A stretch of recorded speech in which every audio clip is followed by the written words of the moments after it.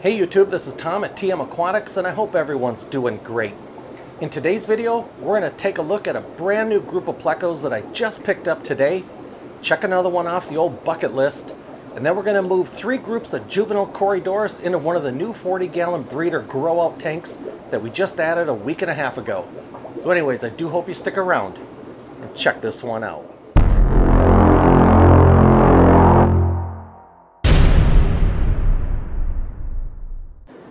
Alright YouTube, here are the new Plecos. You can see them cruising around in these bags. They're just little guys yet, about 1.25 inches. And there are 5 in this bag, and then there are 2 in this bag. I did pick up 2 bags of 5 for a total of 10. But these particular fish, my brother also keeps in his fish room, and he already has 4 juveniles there. So the 3 that were removed from this bag have now been added with his 4. So he has 7 over there, and that will leave me with 7 over here. And the reason we wanted to do it that way is so we have equal groups in both fish rooms, just for some comfort and room for error in case we lose one of these groups for whatever reason. It's unlikely to happen, but we just like to spread the risk out. So we have a total of 7 here. Let's go ahead, get these bags open, get these fish dumped into this little container here, this tote, and then we'll share what new L number we just recently added to the fish room.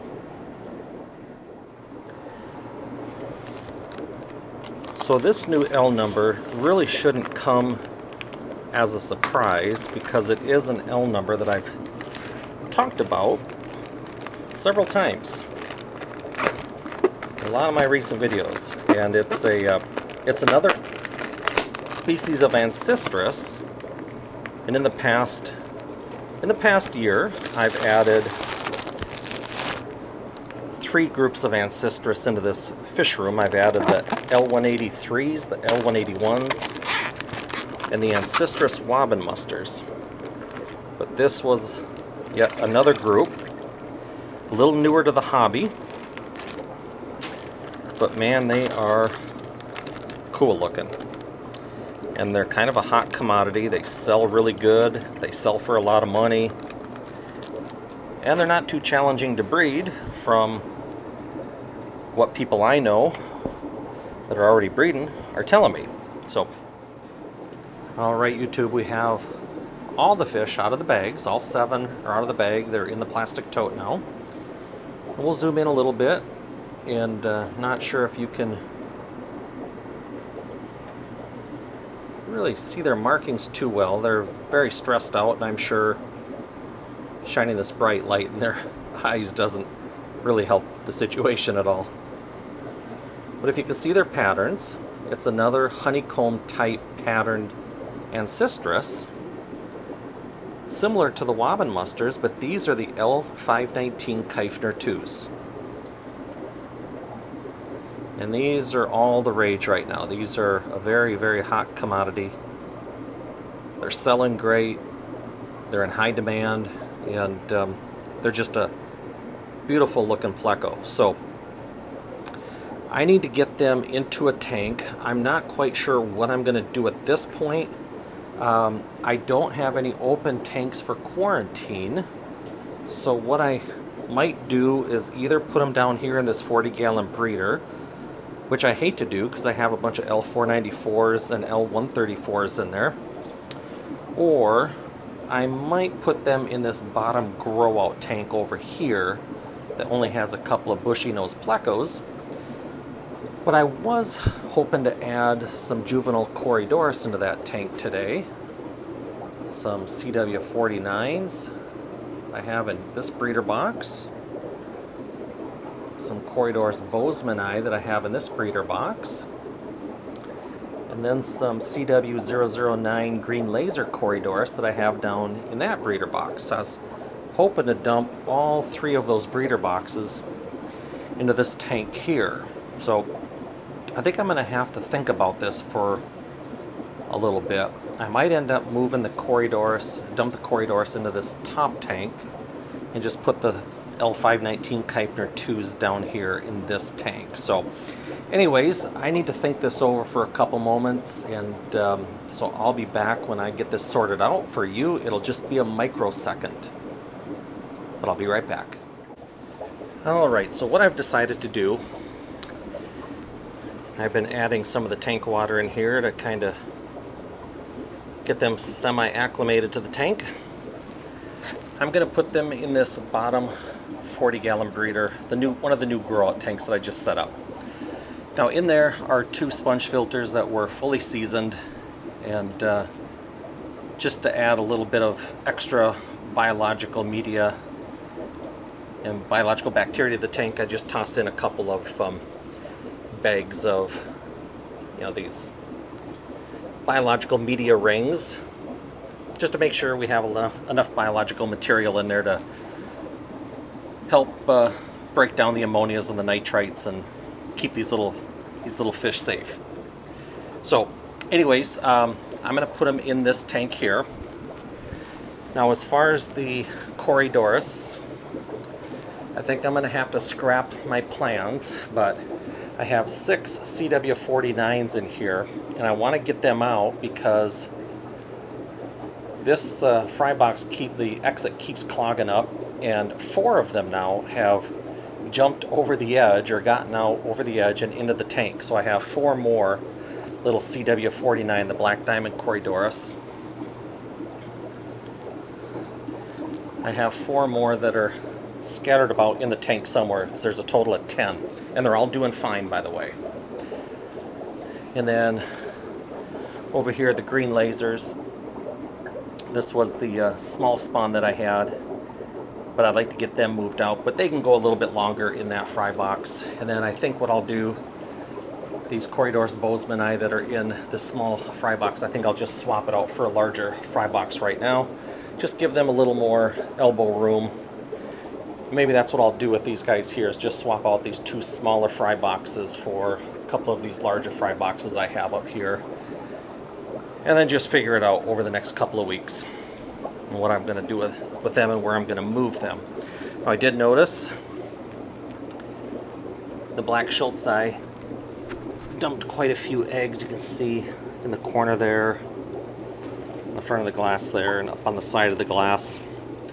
Some snails have been up there munching on them as well, so I'm sure the snails have gotten quite a few. But I think I'm going to pick some of these black Schultzii eggs. I actually just picked some the other day and tossed in this 2.5 along with some Corydoras bozemanii eggs. And it looks like the Corydoras bozemanii have dropped a few more eggs since I pulled these mops out earlier today. And the reason I'm doing that, I thought I was done picking Corydoras bozemanii and black Schultzii eggs, but I've just not been getting a lot of production out of the green lasers. So just as well fill up the grow out space with the other fish that are breeding. Now with that said, this fry box does have a bunch of green lasers in there, but I've lost a few too. I think we had about 60 hatch, and we're down to about 40 right now, maybe 50. But anyways, they're in there. They seem to be doing good. They're feeding on microworms and things like that. So they seem to, I think, have rounded the corner, if you will, and it's all uphill. So anyways, I'm going to get these Kuiper 2s into this 40 breeder. So I'll be right back.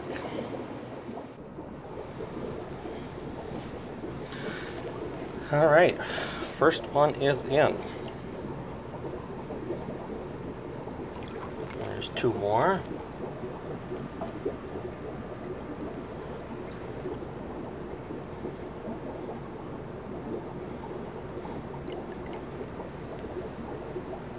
Another one.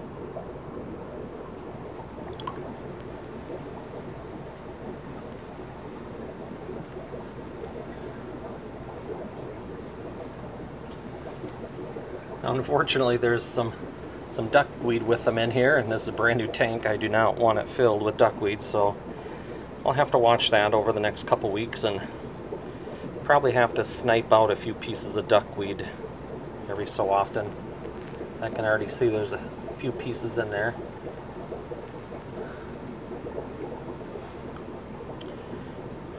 Alright, last one.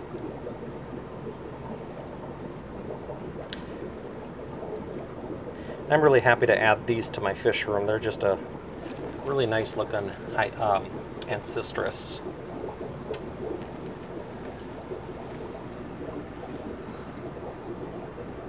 Yeah, we got a few pieces of duckweed in there.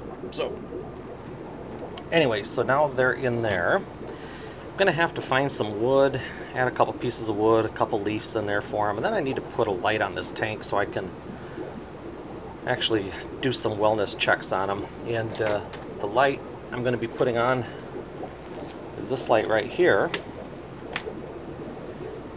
and it's an LED light, and these are the same lights. This is a different size. This is a 36-inch light, but this is the same lighting that I have on most of my tanks down here, and they are the most economical, best aquarium light you can get for under 10 bucks. I mean, a 6-pack costs like $44 on Amazon. The link should be down in the description if you're interested. They are the Barina LED. They're a 6500K light, and one light per tank is enough. But these, in fact, I'm probably going to be doing a full video on these lights, but they weigh next to nothing. They do a fantastic job, and they're extremely reliable. I've been running them for 5 years now, almost 5 years. Haven't lost a single one, and again at $8 a light. And they do a fantastic job growing plants. You can see that's all I have on my DIY racks are those same lights.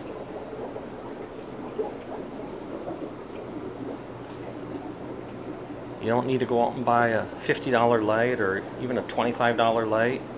Well, these are aquanids up here. Disregard that. But it grows these low light plants just fine.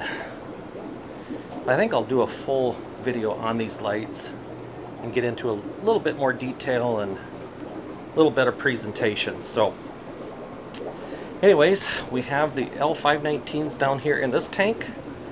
And I'm just going to let them chill for a little bit, but I got to find a new piece of driftwood to put in there and toss in a couple catappa leaves and then just let them be for a while.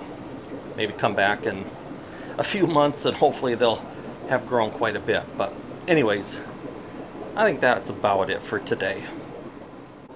Alright YouTube, well it didn't turn out to be the video that I was expecting to make today because I did want to move those Corydoras into one of the grow out tanks, but you know, that's a common theme that I've been talking about quite a bit this year, is just my lack of grow out space, lack of quarantine space, lack of grow out space, and it is an issue. But you know, you find solutions, you adapt, and you figure it out.